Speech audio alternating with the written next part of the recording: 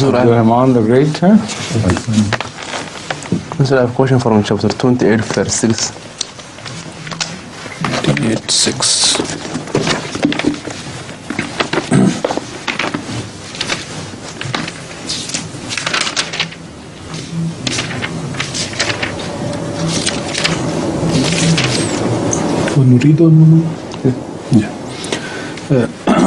So this is from Surah Al-Qasas, verse number 6.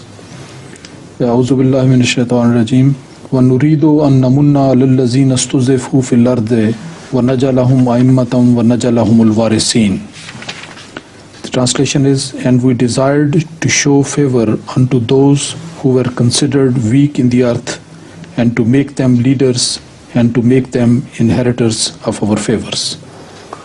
My question is, what is the wisdom of Allah, what is the wisdom behind the ways of Allah in which He begins His Jamaat with those who are weak?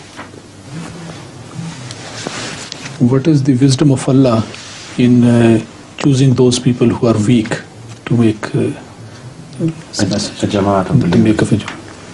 This is evident, isn't it? I thought it was very evident. If a weak people are considered weak because they have sided with a cause which the people do not like, then whose cause, whoever has that cause to serve him, it is possible for seeing to it that the weakness is transformed into strength. Ordinarily, they were not considered weak. The weakness of strength was never taken notice of. In reality, they were rendered weak because they openly sided with Allah. So how could Allah abandon them? Because their weakness was mainly because of their relationship with Allah. It was for His sake that they accepted that weakness.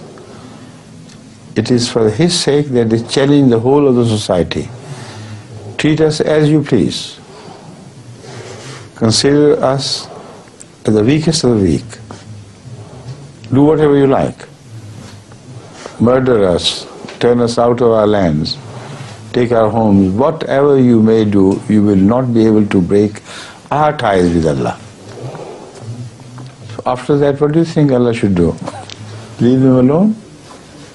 And be destroyed by the people who consider themselves stronger? Certainly not. Allah turns the whole society upside down.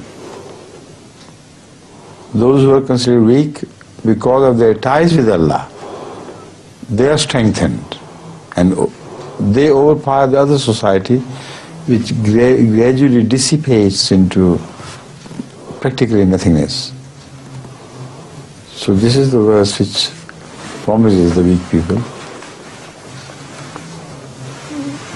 Understand? Thank you.